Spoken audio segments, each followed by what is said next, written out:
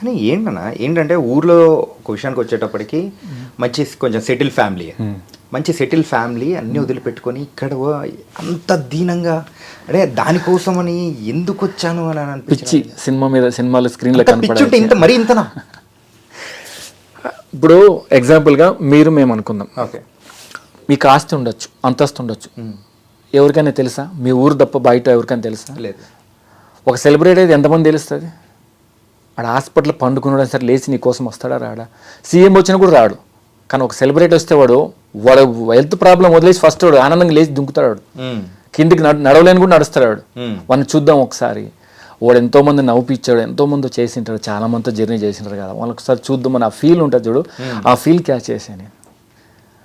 వాడు పోయే ముందని సరే వాని ఆనందాన్ని మనం పోగొట్టుకోకూడదు అని. ప్రతి ఒక్కరిని ప్రేమించాలి. మనం అంటూ తెలియని వాళ్ళు ఎవరు ఉండకూడదు భూమి మీద.